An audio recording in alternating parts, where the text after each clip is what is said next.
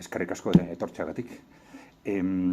A ver, antes de nada, los que conocéis KAI Center desde hace años, pues, bueno, pues igual algunos os habéis preguntado, bueno, estos son temas distintos de los anteriores. Efectivamente, nosotros partíamos del análisis económico. En los últimos años hemos entrado en análisis geopolítico, sobre todo empujados por los medios, ¿no? Porque a los medios siempre les gusta más la política que la economía y ellos mismos te van llevando poco a poco de la economía internacional a la geopolítica, ¿no? Y ahora hemos dado un salto a temas, vamos a decir, culturales o socioculturales, ¿no? ¿El origen de este salto cuál es? Pues una reunión de hace unos años con unos profesores de universidad en la que hablamos, ellos lo planteaban desde el punto de vista de los valores, ¿no? Decían que, bueno, que había cosas que estaban pasando en nuestra sociedad pues que no les encajaban o que les resultaban preocupantes, y pusimos sobre la mesa el concepto de que, bueno, que luego lo vamos a comentar de alguna forma, que muy probablemente todo esto que hemos creído que iban a ser, que son valores que se están imponiendo en nuestro entorno y que todos hemos pensado que iban a ser los valores del siglo XXI, seguramente no lo van a ser, si tenemos en cuenta lo que está pasando en el conjunto del mundo, ¿no?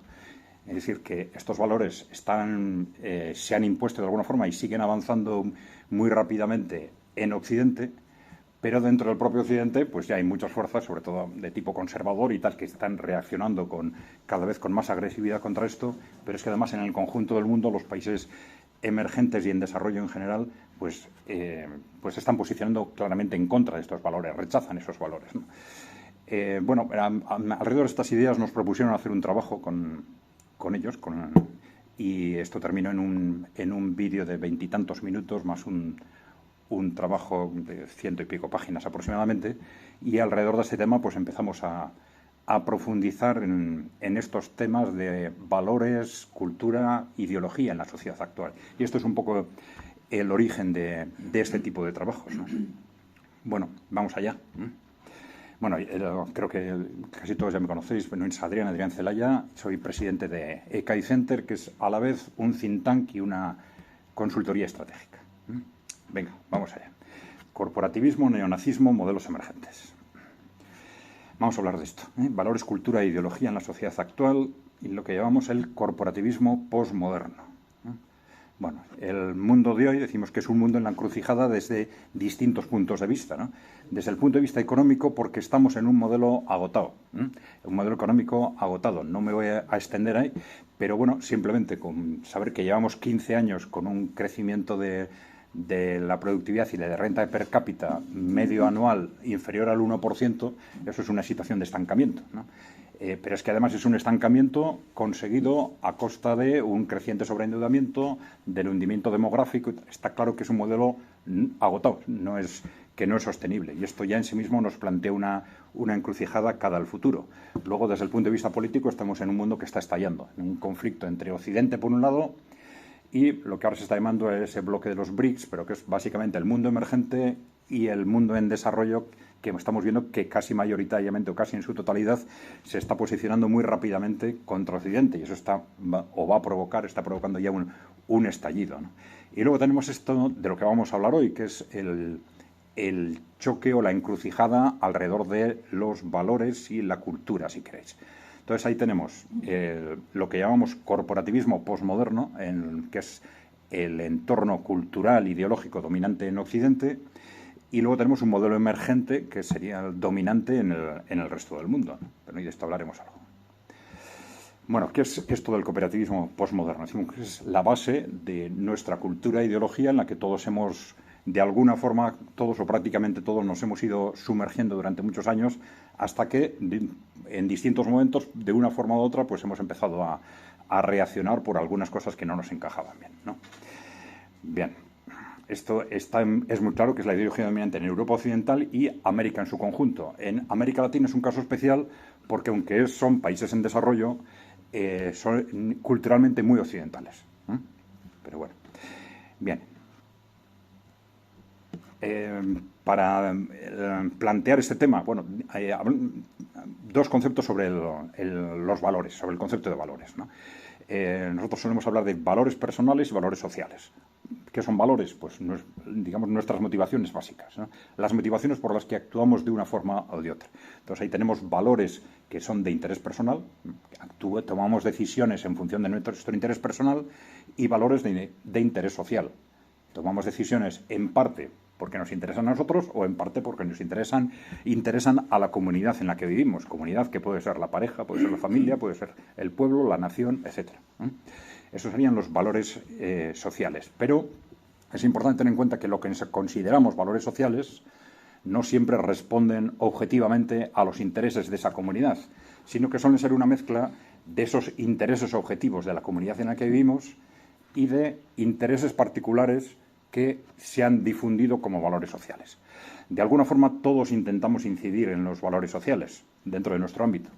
Cuando discutimos con alguien sobre si esto es bueno o esto es malo, ¿no?, estamos intentando trasladar nuestra propia opinión a los demás, influir de alguna forma en los valores sociales de los demás, ¿no? Lo que pasa es que, claro, no todos tenemos el mismo poder o la misma fuerza para influir en esos valores sociales.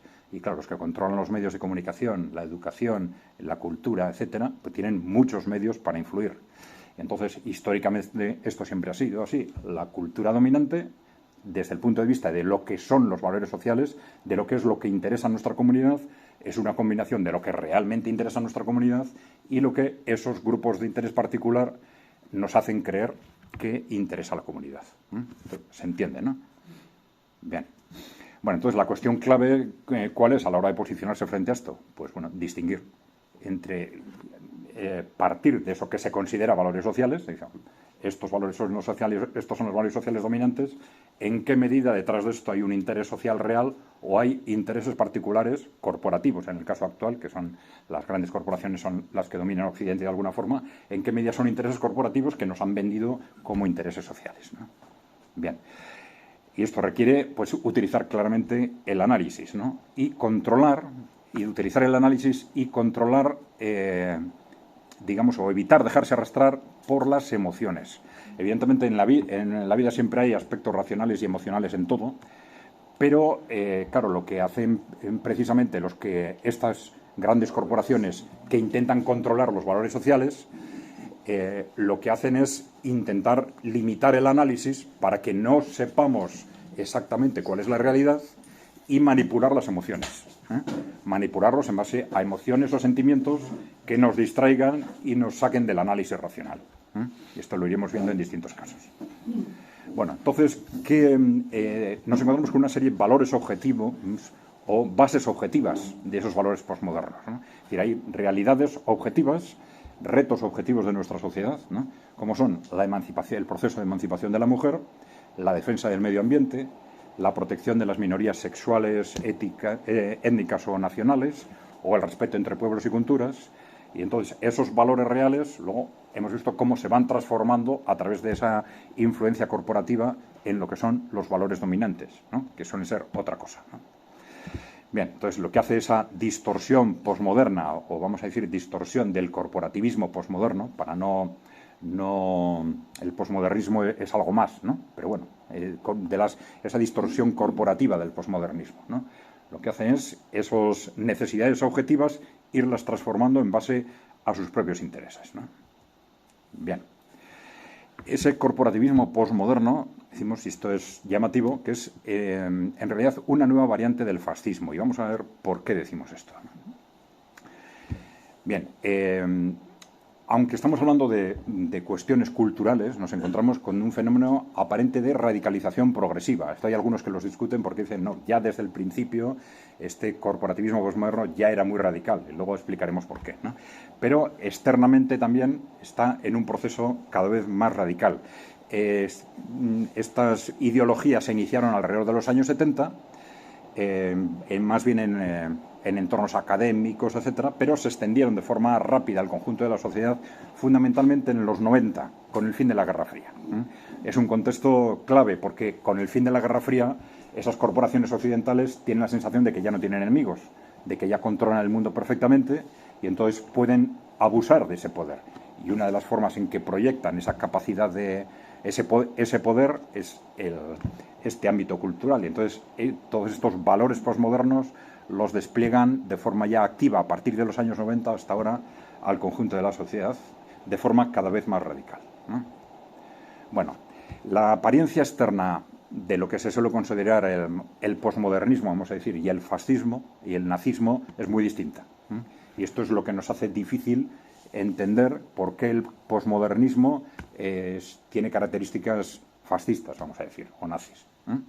Bueno, tenéis ahí a la izquierda imágenes típicas de lo que se suele considerar imagen posmoderna y a la derecha, pues imágenes fascistas, etc. Bien.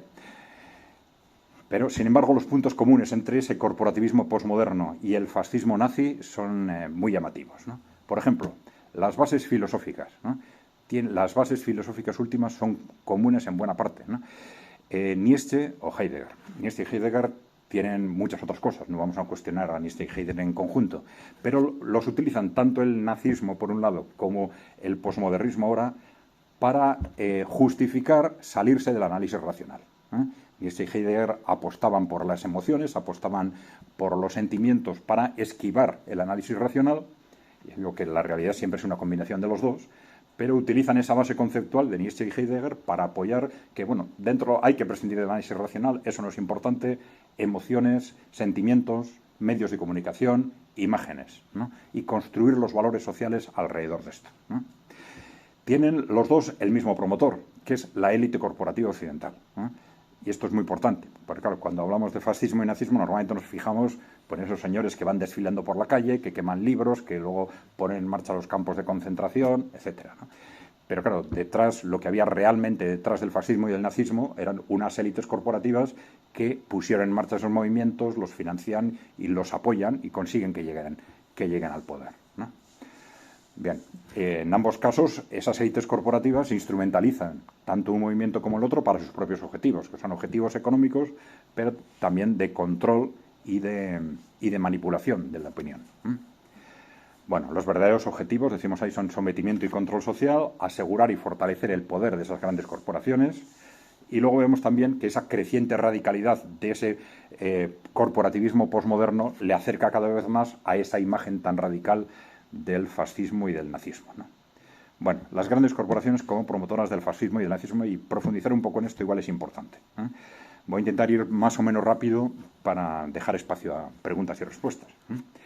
Bien, esto es importante, decimos, ni el fascismo italiano ni el nazismo alemán hubieran sido lo que fueron si no hubieran tenido detrás un apoyo corporativo sustancial desde el primer momento, ¿no? Un apoyo que se debía ¿a qué? Pues a que esa élite corporativa se sentía amenazada por dos factores. Un movimiento obrero muy agresivo entonces y la Unión Soviética, ¿eh? Claramente. Entonces, crean movimientos destinados a aplastar el movimiento obrero y atacar a la Unión Soviética como objetivos fundamentales, ¿no? Entonces, fueron movimientos radicales de origen e inspiración claramente corporativa, ¿no? Bueno, aquí tenéis, por ejemplo, porque de esto se ha escrito muchísimo, hay toda la información del mundo, ¿no? El de la izquierda es un libro que explica cómo se implicó el grupo Krupp en la financiación y el apoyo del nazismo. A la derecha habla lo mismo del grupo Thyssen, pero es muy interesante porque esto lo escribió el promotor, el jefe del grupo Thyssen, Fritz Thyssen, justo al terminar la guerra, un poco para justificarse, y dice, yo financié a Hitler, ¿no? Y entonces explica por qué financió a Hitler, por qué luego cambió de opinión, etcétera. Porque ya veremos que todos estos luego cambiaron de opinión durante la guerra, ¿eh? En los años 30 todos eran pronazis, profascistas, pero luego durante la guerra pues se fueron reposicionándose para llevarse bien con el que ganara, ¿no? Bueno.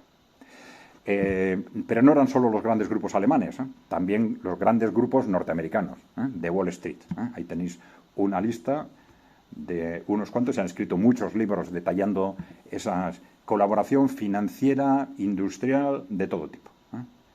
Ahí tenéis una relación de grupos de los que está perfectamente demostrada esa colaboración, ¿no? Bueno, el grupo Ford, los Rockefeller, etcétera, ¿eh? Como anécdota hay lo que se llamó la petición de los industriales, justo en el momento, un momento antes de que se nombrara a Hitler primer ministro, había una especie de coalición entre los nazis y los conservadores.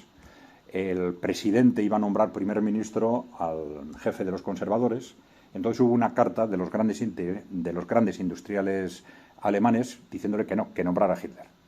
Y fue un factor decisivo para que el presidente le nombrara a Hitler primer ministro. Esta es la relación de las empresas que firmaron esa carta. Bueno, otro factor muy importante, como datos concretos, no estamos hablando ya de opiniones, sino de datos, ¿no? Para ver que detrás del fascismo y del nazismo había cosas muy distintas de las que normalmente se piensan. Y esto es algo ya perfectamente acreditado desde el año 2015. Mussolini estuvo a sueldo de la inteligencia británica al menos durante 4 años, entre el momento en que deja el Partido Socialista y crea el Partido Fascista. Y esto se sabe pues porque hay constancia de en su cuenta corriente pagos mensuales de la inteligencia británica. Vale, o sea que independiente, de esto ya se había hablado mucho, de esas complicidades, pero está perfectamente acreditado. Bueno, no me voy a detener ahí. Bueno, decíamos bases filosóficas y conceptuales comunes entre los dos movimientos. Hemos hablado de Nietzsche y Heidegger. Luego, cada uno, tanto el corporativismo nazi tiene sus ideólogos, el corporativismo posmoderno también, que desarrollaron las ideas de lo que luego ha sido el antinatalismo, el catastrofismo climático, el posmofeminismo o el globalismo, ¿no? Y, muy importante, ese concepto de cuestionamiento de la razón como instrumento de acercamiento a la realidad.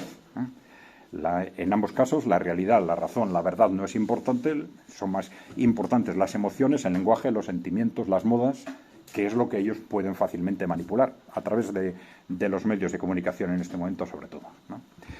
Bueno, es muy importante tener en cuenta que detrás de esta manipulación corporativa, pues bueno, se juega mucho con lo que antes eran conceptos claros de izquierda, aparentemente claros de izquierda y derecha, pero que cada vez lo son menos, ¿no? Entonces tenemos ahí un movimiento aparentemente de izquierda que se apunta a este movimiento del corporativismo posmoderno, que es lo que se llamó la Escuela de Frankfurt, que en el momento en que se trasladan a Estados Unidos empiezan a recibir financiación corporativa de las fundaciones Rockefeller, Ford, etcétera, y entonces empiezan a decir, bueno, somos de izquierda, pero apoyamos esto, acaban apoyando, convirtiéndose en uno de los pilares de esto que ha sido luego el corporativismo posmoderno, ¿no? Bueno, esto ya lo hemos comentado, el cuestionamiento del análisis racional. No me voy a detener aquí tampoco, esto nos llevaría un tiempo. Pues bueno, hay, tanto en el nazismo como en el neonazismo posmoderno, hay unos objetivos sociales aparentes y unos objetivos reales, ¿no? Que en el caso del nazismo, pues por supuesto el control social, la división social, aplastar el movimiento obrero, que era muy importante para ellos, someter a la Unión Soviética, apropiación de recursos y crear ese sistema de corporativismo fascista que le llaman, ¿no? En el caso del neonazismo posmoderno tenemos también por el control social, la división social, el antinatalismo, es una estrategia muy importante en este caso, la reducción de la población, luego ya lo veremos. En los últimos años el transhumanismo, es algo que llama mucho la atención, pero está repetido de forma expresa, la apropiación de recursos también, esa concepción del corporativismo fascista que está muy definido sobre todo desde el año 2020, desde el Foro Económico Mundial, y ese concepto de globalismo que entonces no existía. Bien. En el fascismo y el nazismo decíamos que la base es una élite corporativa que se sentía amenazada por ese movimiento obrero, la crisis económica del 29 y la Unión Soviética, ¿no? Tenemos de esta forma, algunos dicen, 3 versiones del fascismo: el fascismo italiano, el nazismo alemán y el neonazismo posmoderno, ¿no?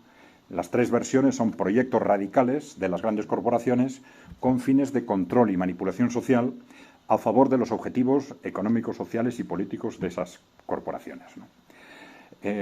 Más de una vez se ha dicho que en realidad lo que este movimiento corporativista, el de ahora, el posmoderno, es más neonazi que neofascista, ¿no? ¿Por qué? Porque conceptualmente, por lo menos hasta ahora, ha sido mucho más radical. Sus objetivos van mucho más allá de los que planteaba el propio fascismo italiano, por ejemplo. El concepto de partida de la eugenesia, que plantea un nuevo hombre, una nueva civilización en base a políticas de carácter biológico, ¿no? En el nazismo se hizo a través de la selección biológica, en el fascismo postmoderno ahora se está planteando a través del cambio social, la tecnología, etcétera, ¿no? Bueno, el neonazismo actual no tiene solo objetivos económicos y políticos, sino que pretende transformar la humanidad de forma radical, ¿no? Bueno, y con estos objetivos muy radicales, claro, de reducir la población, es algo que plantean ya desde su origen, de crecimiento, cambiar nuestra forma de alimentarnos, hacer desaparecer o superar los pueblos, las culturas, la familia, todo tipo de comunidades sociales, y últimamente incluso apuntan a la desaparición del ser humano a través de la fusión hombre-máquina o, según dicen ellos, hacia convertir a las clases superiores en superhombres, ¿no? Bien. Bueno, esto ya lo hemos dicho. Origen del neonazismo postmoderno. Bueno, podemos hablar de orígenes últimos, ya hablaremos de que hay precedentes muy importantes ya desde fines del siglo XIX, precedentes que van en una dirección hacia el nazismo alemán y en la otra dirección hacia el corporativismo postmoderno nuestro, actual, ¿no? Pero bueno, podemos centrarlo un poco más en la Guerra Fría.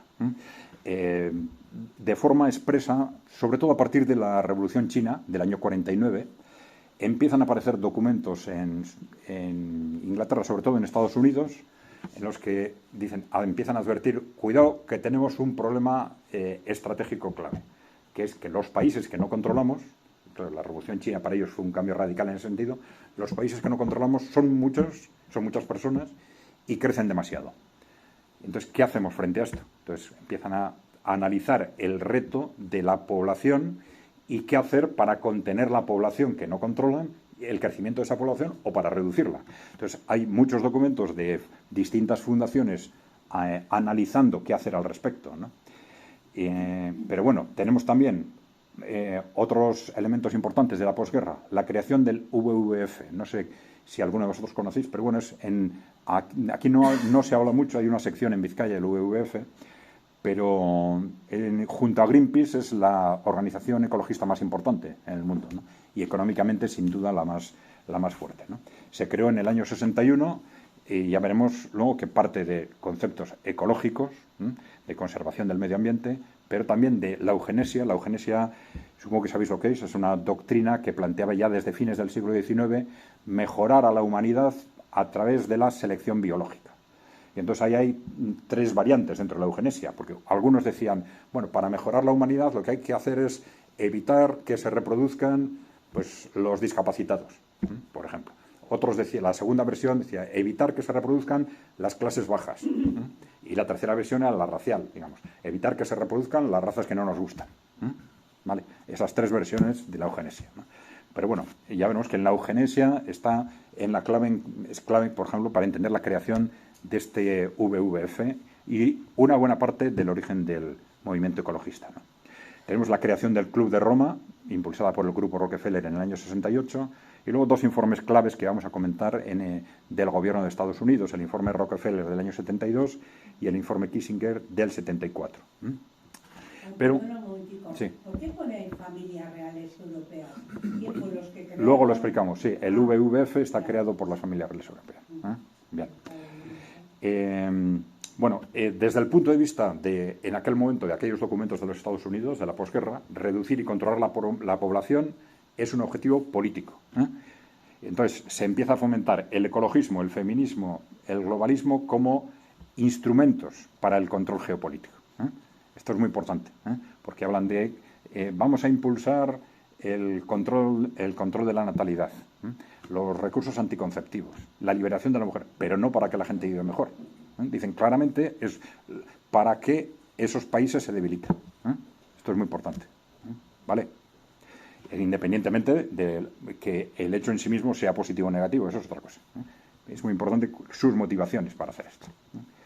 Bueno, esto ya lo hemos comentado. A partir del año 1949, a partir de entonces se desarrollan ideas y estrategias para controlar y reducir la población, en principio muy claramente destinadas a los países que no controlamos, que es lo que ahora llamamos países emergentes y en desarrollo. Y entonces se hablaba de o del mundo socialista o del tercer mundo, ¿no?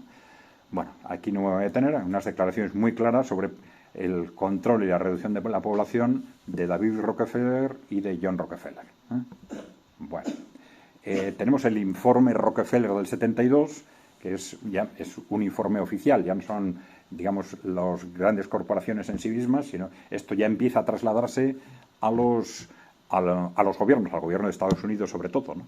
Entonces, veis cómo nos habla de temas como la igualdad de derechos a la mujer, los anticonceptivos, el aborto, etcétera. Pero claro, como un instrumento, vamos a decir, negativo. Es decir, ellos dicen, ¿qué hacemos para debilitar esos países? Para reducir la población, para que sean menos. Y vamos a impulsar todo esto, ¿no? Es muy importante, ¿no? Bien, el informe Kissinger del 74 es un informe clave porque también es del gobierno, encargado por el gobierno de Estados Unidos. Se declaró confidencial y no se hizo público hasta el año 89, es decir, hasta que terminó la Guerra Fría. Bien, este documento parte también de criterios similares, implicaciones del crecimiento de la población mundial para la seguridad y los intereses globales de Estados Unidos, ¿no? Bien. Entonces nos revela esa directa relación que ellos estaban viendo ya en los años 70, esa élite occidental, ¿no?, entre ese objetivo de disminuir la población de los países potencialmente peligrosos y las políticas a impulsar en esos países con respecto a la planificación familiar, el acceso masivo de la mujer al mercado de trabajo, la extensión de los derechos de la mujer, ¿no? Vale.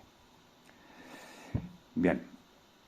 Por supuesto, este es un tema clave. Bueno, todo eso no lo plantean para que esos países vivan mejor o para mejorar la situación de la mujer, ¿no?, sino para hacer daño a esos países, ¿no? Bien. Aquí no me voy a detener. Bueno, un tema curioso es cómo al final del informe, prácticamente una página, de una forma bastante extraña, vienen a decir, bueno, todo esto es para los países que no controlamos. Pero claro, para que esos países acepten poner en marcha estas políticas, tenemos que ponerlas en marcha también en Estados Unidos y en Europa, ¿no? Joder, dice, porque si no, no va a ser creíble, ¿no? Un argumento bastante extraño, ¿no? Es decir, estoy planteando que hacer todo esto para debilitar a esos países, entonces para que me lo crean, debilito también a los míos. Es un argumento extraño, pero es lo que plantean, ¿no? Claro, la conclusión, hubo un debate, porque eso luego lo querían llevar a trasladar a una ley en concreto en Estados Unidos, para imponer esas políticas en Estados Unidos, y desde la presidencia, el presidente de Estados Unidos dijo, no, que vosotros para eso no tenéis autorización. Entonces el informe quedó como está, pero no se trasladó a una ley concreta en ese momento en Estados Unidos, ¿no? Pero claro, está claro que para los que redactan ese informe, la única explicación es que hay una contradicción de intereses. Es decir, que para ellos son tan enemigos, digamos, las poblaciones de esos países que no controlan como las de Estados Unidos, ¿no? Es decir, que eso está redactado no ya desde el punto de vista de los intereses de Estados Unidos como país de 300 millones de personas, sino de una élite para el cual esos 300 millones de norteamericanos son tan enemigos como los demás, ¿eh? Bien.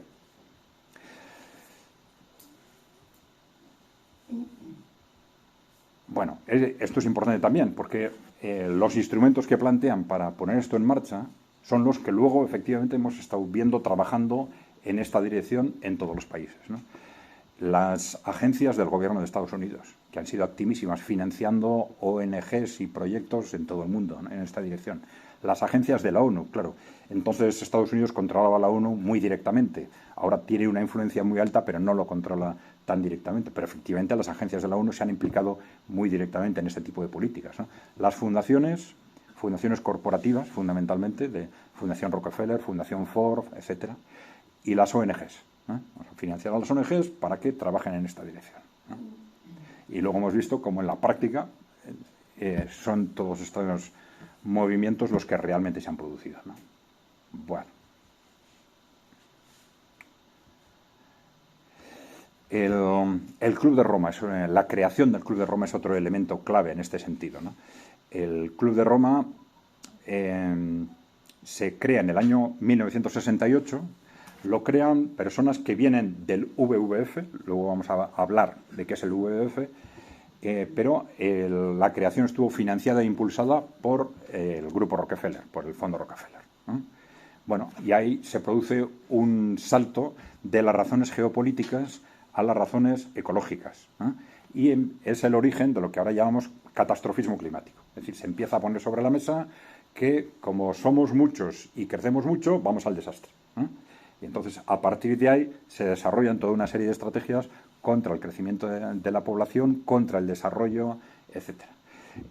Un referente muy importante es el libro Los límites del crecimiento, que se publicó en 1972, se vendieron millones de ejemplares, pero es el punto de partida de lo que luego hemos llamado esos movimientos del catastrofismo climático.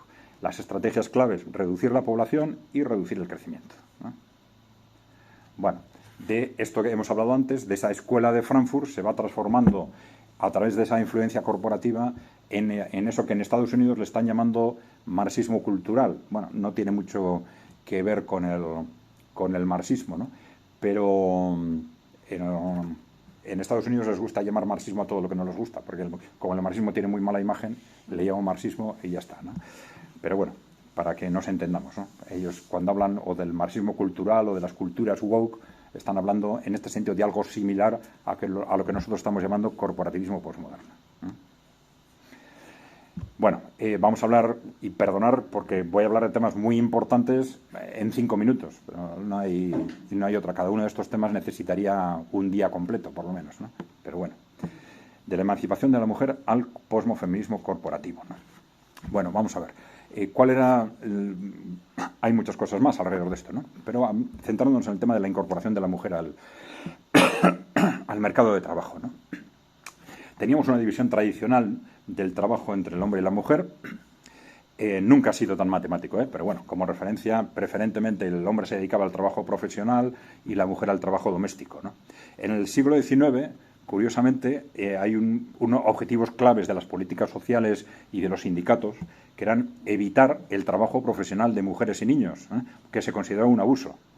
Un abuso se considera explotación laboral. Entonces, durante todo el siglo XIX, una lucha constante para que no se obligue a trabajar a mujeres y niños, ¿no? En el siglo XX, seguramente como consecuencia del avance técnico, ocurre que la fuerza física tiene cada vez menos importancia en el trabajo profesional es cada vez más cómodo, más creativo, etc. Y entonces, bueno, pues se plantea pues desde distintos ámbitos, lógicamente, por qué no se va incorporando la mujer al mercado de trabajo, ¿no? Pero la cuestión es cómo se ha hecho esto, ¿no? Porque nos encontramos en los años 70 del siglo XX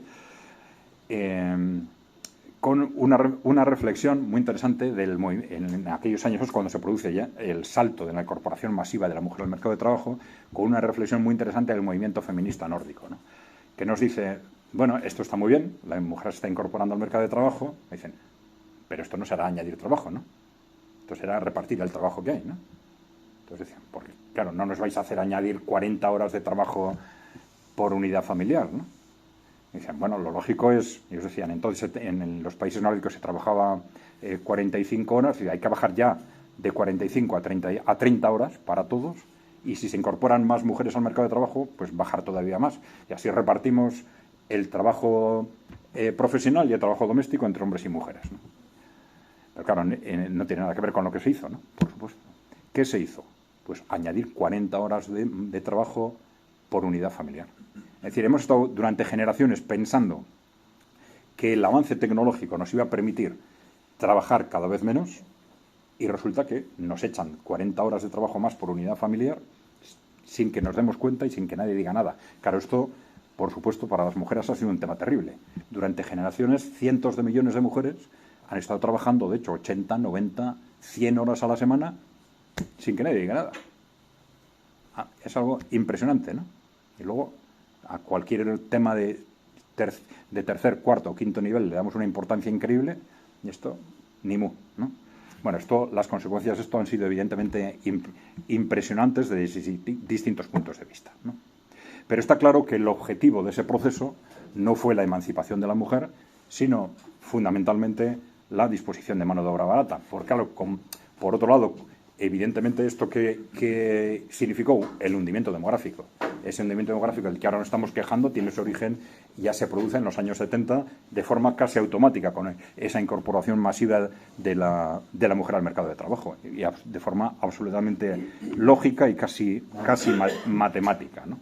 Y entonces, como sabemos que, porque nos lo decían ellos, que esas élites corporativas occidentales y tal estaban pensando en reducir la población a toda costa, y justo se pone en marcha ese proceso, pues dice, bueno, además de esa disposición masiva de mano de obra barata, pues igual ese objetivo de reducir la población era una clave de este proceso, ¿no?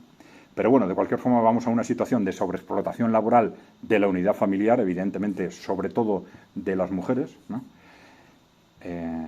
Bueno, no me voy a detener aquí.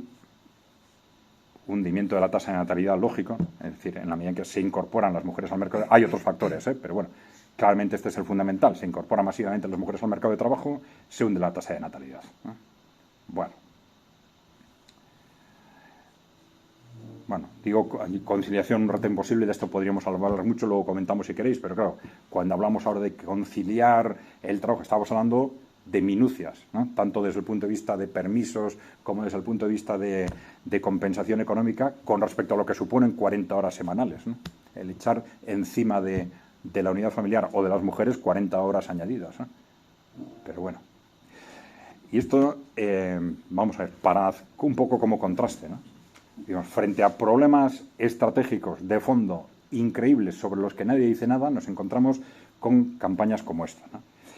Y perdonadme que haya elegido en concreto esta, porque a lo mejor es una de las campañas más serias que se han hecho últimamente sobre este tema, ¿no? Pero claro, Emakumea Gora, ¿no? Y nosotros decimos, bueno, ¿os imagináis una manifestación de pensionistas donde se dedicaran no a pedir subida de pensiones, sino a gritar ¡viva los pensionistas! Absurdo, ¿no? Pues eso estamos. Es decir, esta es esa manipulación de las emociones constante, ¿no? Eslogans mediáticos, bla, bla, bla, bla, y los problemas importantes en el cajón. Vale. Bueno, esto es lo que decíamos. De la emancipación, de los objetivos reales de emancipación de la mujer a esa manipulación posmofeminista, pues tenemos la sustitución de objetivos reales por emociones, olvido de los problemas reales más importantes y utilización de ese movimiento para la manipulación social, ¿no? Bueno, de la solidaridad al anticulturalismo globalista.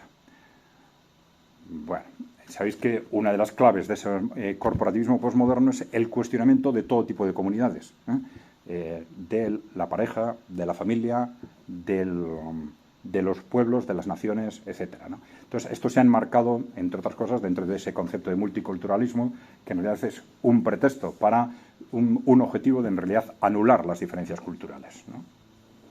El fenómeno migratorio claramente se utiliza desde esa perspectiva como una forma de anulación cultural, por un lado, pero también, por supuesto, para dar continuidad a ese fenómeno de explotación masiva de mano de obra barata.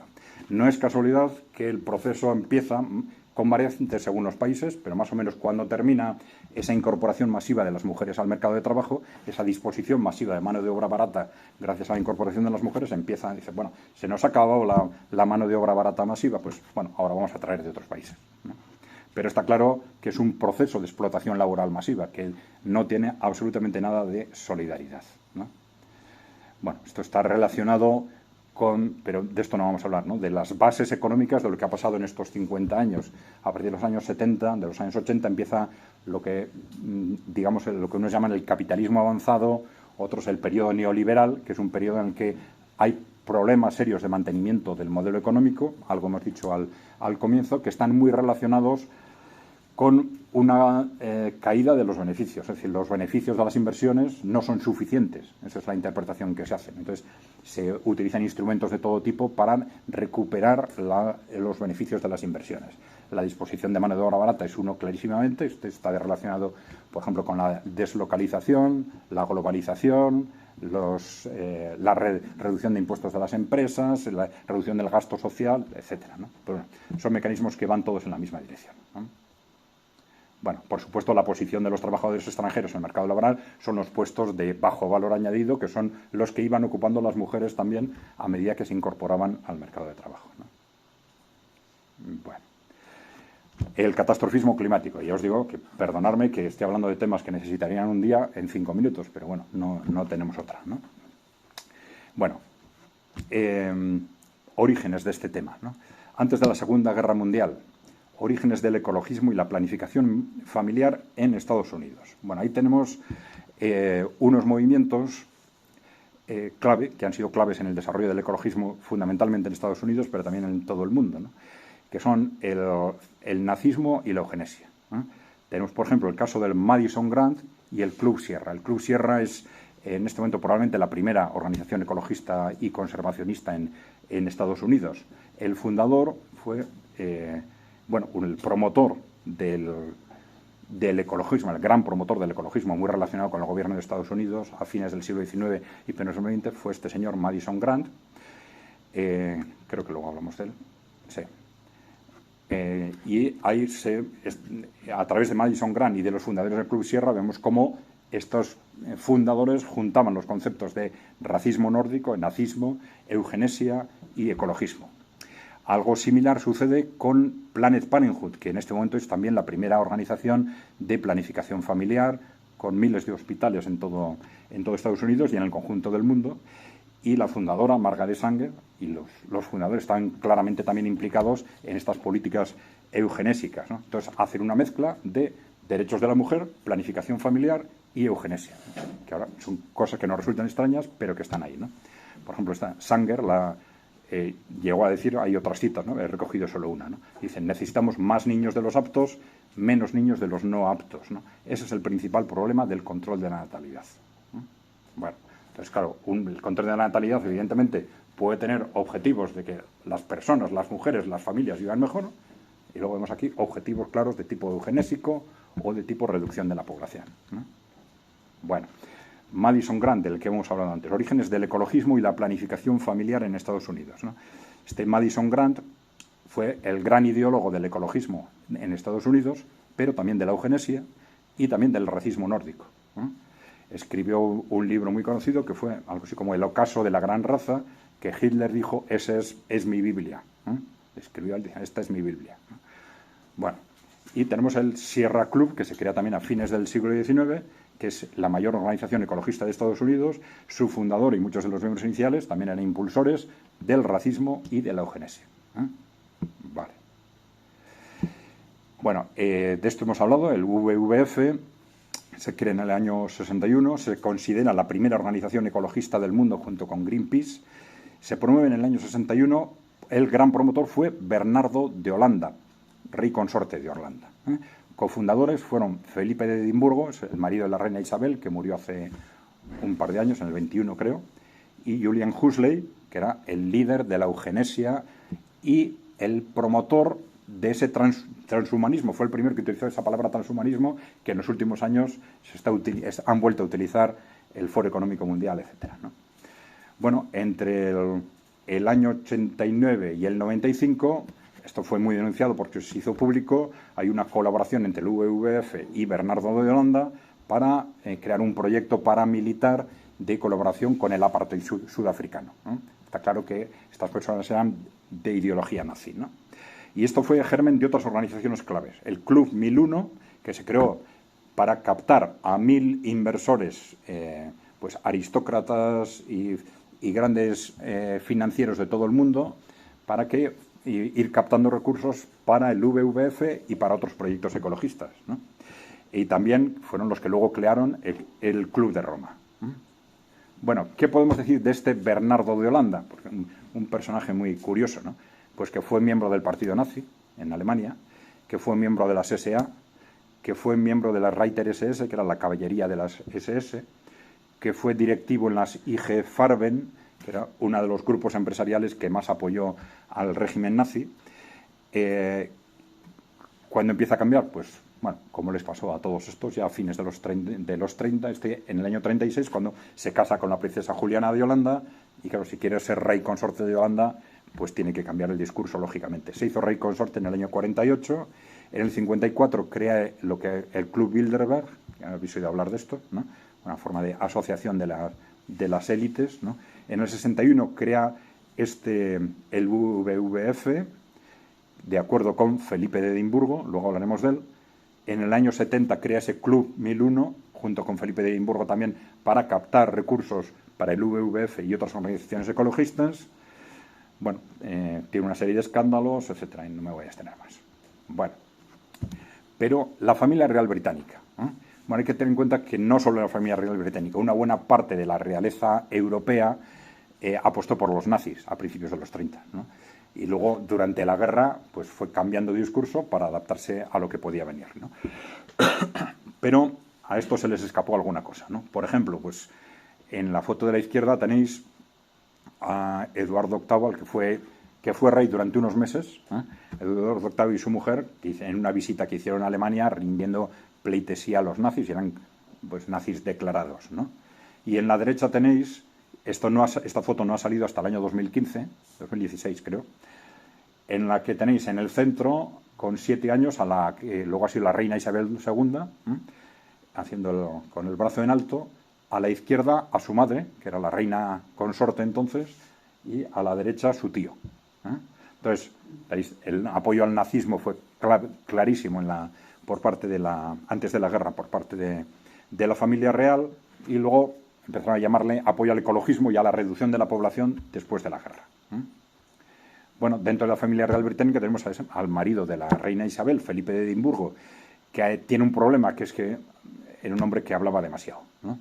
Bueno, fue cofundador del WWF, ya lo hemos dicho, y de ese Club 1001, y era un obseso de lo que entonces llamaban conservacionismo, ahora lo llamamos ecologismo, pero a la vez de que defendía que había que conservar las especies en peligro, pues era un obseso de la caza de especies protegidas, ¿no? Y eso que es común en las familias reales, por lo visto, ¿no? Bien. Por ejemplo, algunas frases de este señor, ¿no? En el año 81. El crecimiento de la población humana es probablemente la amenaza más grave a largo plazo para la supervivencia, ¿no? Nos espera un gran desastre si no se frena, tanto para el mundo natural como para el mundo humano, ¿no? Esto se ha difundido como una frase de una entrevista del año 88. Si me reencarnase, me gustaría volver como un virus mortal que contribuyera a resolver la sobrepoblación. Estaban pensando. Es decir, que su objetivo era reducir la población, está muy claro. Más de una vez, cuando esto se ha hecho público, se ha dicho, es una frase sacada de contexto, tal. Mentira. No está sacada de contexto porque un año antes, el año 87, estaba recogida exactamente por escrito en un libro en el que participó Felipe de Edimburgo, ¿no? Bueno, hay otras frases. En el año 90, ya esto en la ONU, ¿no? Dice lo mismo. Bueno, a estas alturas debe ser obvio que un mayor crecimiento de la población en cualquier país es indeseable. Está claro, el objetivo de estos señores era contener y reducir la población. Bueno. Otra entrevista, bueno, no os voy a poner el vídeo, pero recojo ahí lo que decía, ¿no? Le pregunta a la periodista, ¿cuál cree usted que es el mayor reto en la conservación de la naturaleza? La creciente población humana. En la situación actual no hay nada más. ¿Y tiene alguna opinión sobre lo que se debería hacer al respecto? Pues sonríe y dice, ¿no puedes adivinarlo? Bueno, que cada uno saque las conclusiones que quiera sacar de esto, ¿no? Bueno, entonces vemos cómo a partir de la creación del Club de Roma pasamos de una defensa del medio ambiente que tiene evidentemente una base objetiva que es lógica, en la medida en que pues, el proceso de industrialización pues, produce una serie de abusos en el medio ambiente, ¿no? Entonces todo esto se transforma a través de todos estos movimientos por razones de interés corporativo siempre, pero por vía nazi, eugenésica y catastrofismo climático, se transforma en lo que ahora hablamos, es, digamos, el posmoecologismo, el ecologismo posmoderno, como queráis llamarle, ¿no? Bien, a partir de la creación del Club de Roma, el catastrofismo climático es el argumento fundamental que se utiliza, ¿no? Bien. ¿Qué pasa con el catastrofismo climático? Que rompe la racionalidad. Como el salvar el planeta lo justifica todo y ya no hay posibilidad de analizar objetivamente si una propuesta concreta es racional o no, porque es para salvar el planeta. Entonces, eso, claro, es un argumento que entra y sale del cajón en función de los intereses de las grandes corporaciones, ¿no? Pero cuando lo sacan del cajón, nadie se atreve a decir nada, que si es para salvar el planeta, pues nos callamos, ¿no? Bueno. Bien, el origen está claramente en el Club de Roma. Curiosamente, el catastrofismo climático, el Club de Roma, ya hemos dicho que los promotores eran del WWF, financiación de la Fundación Rockefeller, pero entonces lo plantean por dos retos clarísimos, decían entonces, que van a estallar de aquí al año 90, que eran la desaparición de la capa de ozono y el pico y agotamiento del petróleo en 20 años. Bueno, de la desaparición de la capa de ozono ya nadie habla, y el petróleo pasan 20 años y ni se había agotado ni tenía visos de agotarse, ¿no? En los años 90 esas previsiones catastróficas no se han cumplido, daba igual, se inventan otras. Hay nuevos catastrofismos. Entonces, cada 20 años hay nuevas previsiones catastróficas, nadie se acuerda de que las anteriores no se han cumplido, y como hay unos científicos que dicen que, pues los científicos sabrán, ¿no? Claro, nosotros, como ECAI Center, solemos decir que solemos tener un problema con esto, no solo con esto, ¿no? También en políticas energéticas y tal, ¿no? Porque como no somos científicos, cuando te encuentras con un tema en el que unos científicos dicen una cosa y otros otra, dices, ¿y cómo sé yo cuál es la verdad, ¿no? Pues es bastante complicado, ¿no? Entonces, en este caso, pues también nos pasa algo parecido, ¿no? Hay muchas versiones sobre si hay o no cambio climático, si es o no bueno, si es o no positivo, si el origen es uno y otro, si es más o menos grave, sobre qué habría que hacer al respecto, sobre si se puede hacer algo o no. Bueno, pero lo que sí vemos es una continua manipulación y una mentira continua alrededor de esto y una continua utilización en base a intereses corporativos. Entonces, bueno, pues esto ya nos lleva a un determinado posicionamiento, independientemente de que la verdad científica sea una u otra, ¿no? Bueno, dentro de esas previsiones catastróficas, pues tenemos a John Kerry. John Kerry no es cualquiera, es en este momento el responsable en Estados Unidos de las políticas ecológicas, vamos a decir, ¿no? Bueno, en el año 2009 es como ejemplo, porque esto es algo que ha pasado constantemente durante estos 50 años, ¿no? En el año 2009, en 5 años tendremos el primer verano sin hielo en el Ártico. Bueno, no habría pasado nada si dice, hay unos científicos que dicen que en 5 años tal, o es posible que en 5 años, no, pero esto son todo afirmaciones rotundas, ¿no? El mundo se va al traste, o en 5 años el Ártico se queda sin hielo. Bueno, pues no pasó, ¿eh? Pasaron 5 años y no pasó. O aquí tenéis a Greta Thunberg hace 5 años advirtiendo que el mundo terminaría hace una semana. Bueno, pues no ha terminado, ¿no? Vale.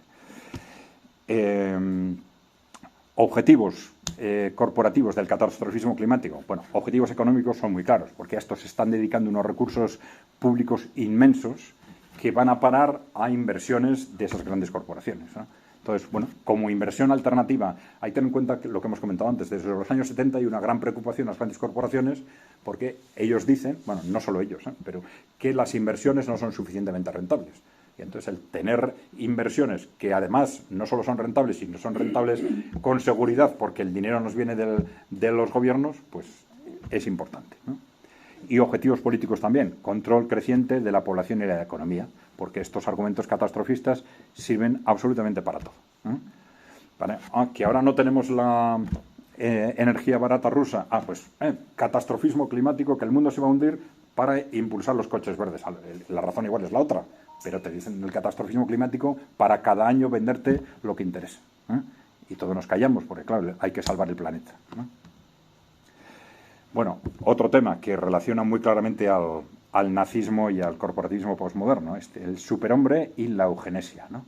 Bueno, esto tiene un origen filosófico común, ese concepto de superhombre de Nietzsche, ¿no? Que algunos discuten si era un concepto psicológico o era otra cosa, ¿no? Pero bueno, el nazismo plantea el superhombre como un concepto racial producto de la selección biológica, ¿no?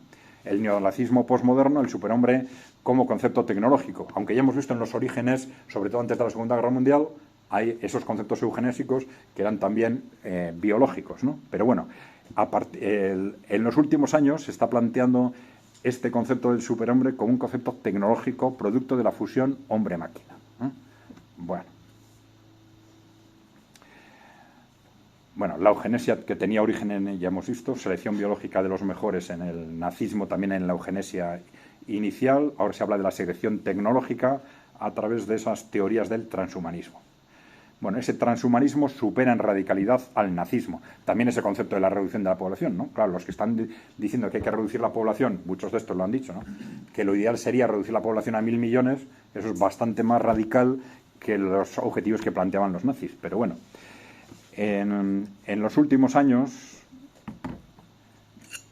no me voy a detener mucho, bueno, hay una serie de teorías alrededor del nuevo modelo económico y tal, pero este concepto del transhumanismo, desde el ámbito corporativo, desde el Foro Económico Mundial, que es un foro que agrupa las 1.000 corporaciones más importantes de Occidente, pues uno de los autores principales es Harari, que bueno, difunde y defiende este concepto del transhumanismo, ¿no?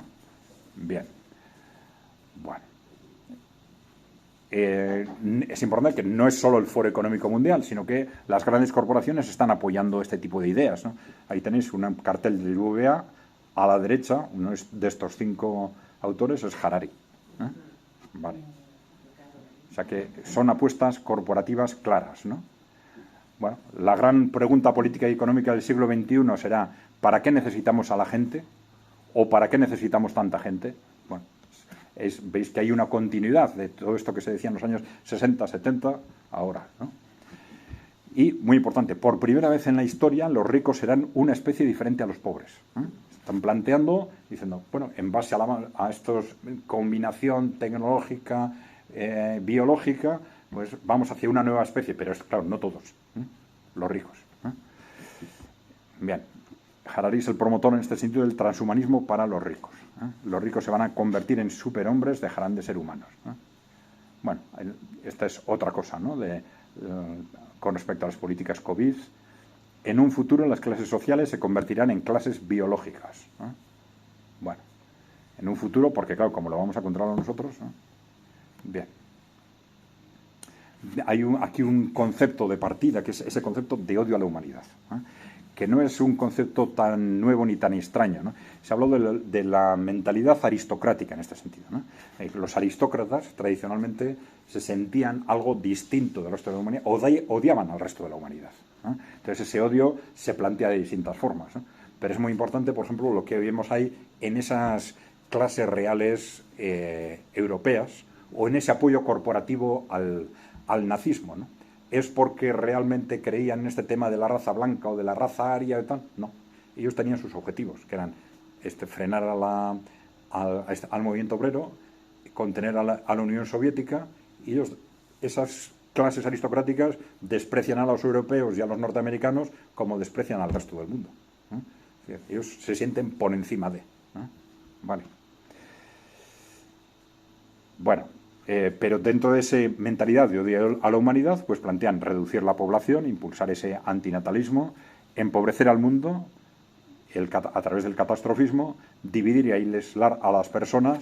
Entonces son políticas contra todo tipo de comunidad, contra la pareja, la familia, las asociaciones, los pueblos, las naciones, ¿no? Cambiar al ser humano culturalmente, dividir el mundo en dos, entre los que producen y los que no.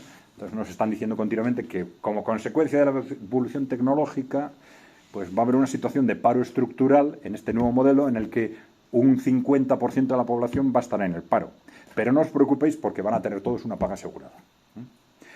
Entonces, no es casualidad que, a la vez que desde el Foro Económico Mundial se está impulsando que en este nuevo modelo hay que tener una paga asegurada para facilitar el acceso a ese nuevo modelo, desde otras tendencias aparentemente progresistas estén haciendo esa apuesta, pues aparentemente muy bien intencionada, de asegurar una renta mínima para todos, ¿no?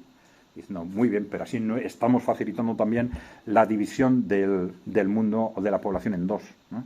Porque el propio Harari dice, claro, pero esa división en dos, con una mitad de la población que estructuralmente va a quedar fuera del mercado de trabajo, pues bueno, es solo un primer paso para que a esa población que no va a ser productora cada vez vaya perdiendo derechos, porque cada vez la vamos a ver más como una carga.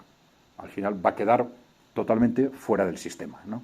Entonces, claro, la cuestión de partida es ¿por qué no se plantean que si hay avance tecnológico, que hay una, vamos a decir, duplicidad de la productividad, en vez de dejar a la mitad de la población fuera, no trabajamos todos la mitad?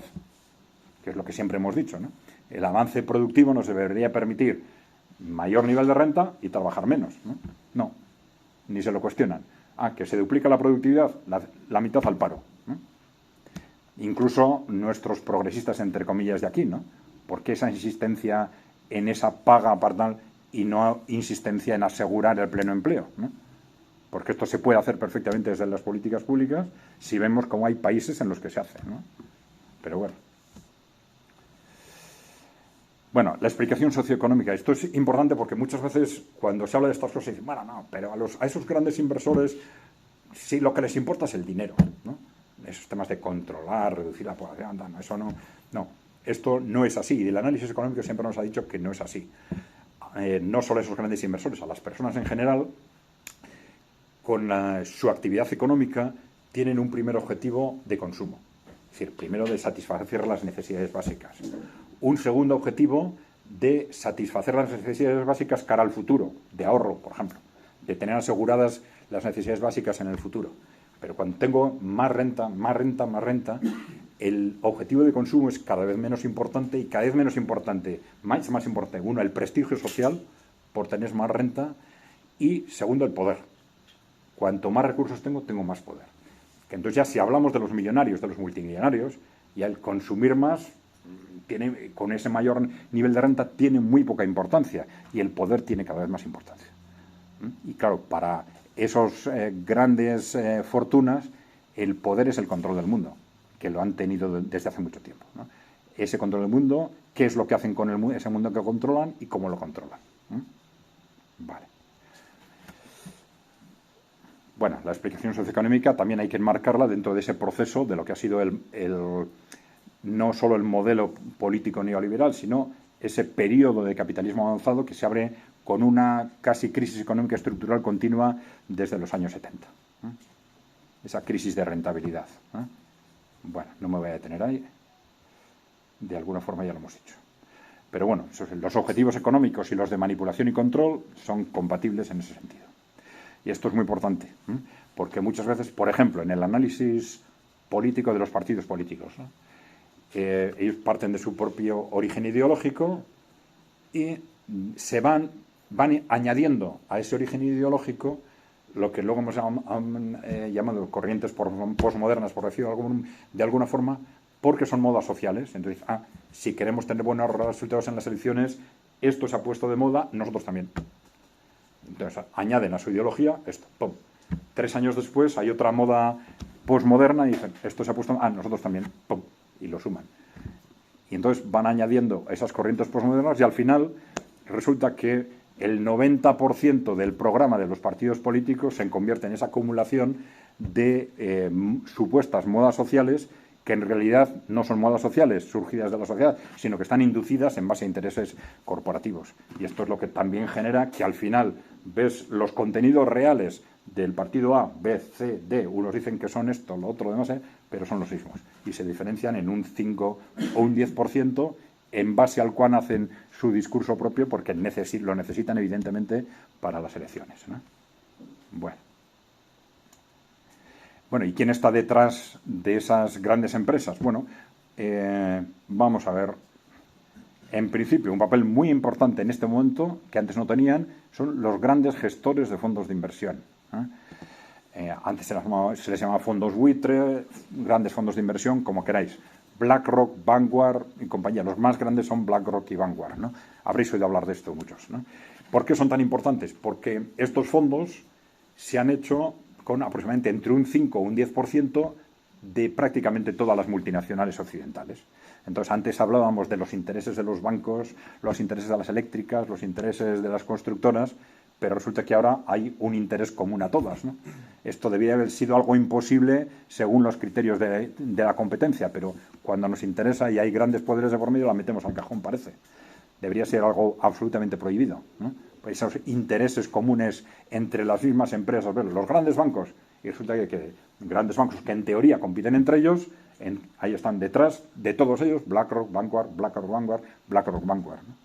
Pero bueno, estos en principio decían que solo invertían en base a interés financiero, que no entraban en la gestión de las empresas, sobre todo en temas operativos, pero han entrado cada vez más, en temas estratégicos, nombramiento de directores, pero sobre todo en temas culturales. Y por eso hoy, en la charla de hoy, esto es importante, ¿no? En temas de cultura empresarial, ¿no?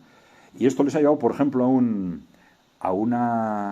gran problema en Estados Unidos, porque hay una polémica que se ha abierto con bastantes estados, creo que son 12 estados, diciendo que van a sacar los fondos de pensiones de BlackRock y de Vanguard, porque BlackRock y Vanguard no están invirtiendo en base a objetivos financieros, sino en base a objetivos ideológicos, ¿no? Y se han dicho que no es así, pero claro, esto es muy importante, porque claro, muchas veces vemos, oye, ¿qué pasa con los anuncios de televisión? ¿Por qué esta gran empresa se implica en esta moda o en esta moda o en esta moda? Se implican todos y todos a la vez, porque en buena parte porque todos están recibiendo instrucciones de BlackRock y Vanguard en este sentido. Dicen, bueno, tú ahora tienes que hacer anuncios posmofeministas, tienes que hacer anuncios multiculturales, etcétera. Tienes que hacer anuncios verdes. Y lo hacen todos y todos a la vez, pues están detrás perfectamente disciplinados por estos inversores, ¿no? En un gráfico lo que os decía, ¿no? BlackRock y Vanguard, estos grandes fondos de inversión, inciden en prácticamente todas las multinacionales, ¿no? Otros entornos corporativos, ya hemos hablado del Foro Económico Mundial, que no es un fondo, no es cualquiera, hace un trabajo en este ámbito cultural muy importante, ¿no? Pero representa a las 1000 grandes corporaciones occidentales, son los que organizan el foro de Davos, etcétera.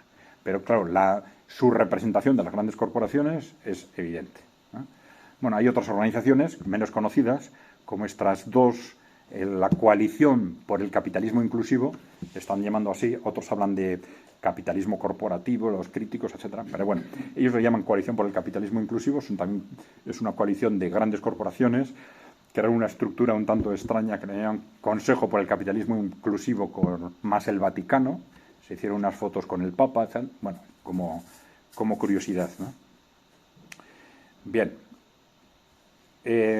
Aquí no me voy a detener mucho, ¿no? Pero hubo un proyecto que se hizo muy conocido entre años 2020 y 2022, impulsado por el Foro Económico Mundial, que le llamaron el Gran Reseteo o el Gran Reinicio, como planteando un nuevo modelo social y económico. Han dejado de hablar de ello, pero bueno, ahora esto se ha mezclado un poco con lo que ahora se habla de objetivos de la Agenda 2030, pero bueno, luego hablamos en las preguntas y respuestas de todo este tema. Bueno, pero en definitiva, ¿qué grupos corporativos detrás de esto? Hemos hablado de BlackRock, de Vanguard, del Foro Económico Mundial, de esta coalición y consejo por el capitalismo sostenible. Tenemos a las familias reales europeas, que son grandes inversores, ¿no? Que no son solo, digamos, no es una cuestión formal que sean reales, son de los grandes inversores internacionales.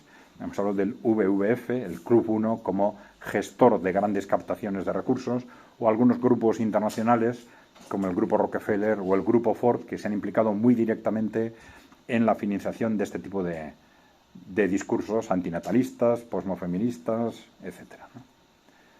Bueno, hemos dicho que todo esto son los movimientos culturales en los que estamos inmersos nosotros, pero que no es lo que está pasando en el mundo, ¿no?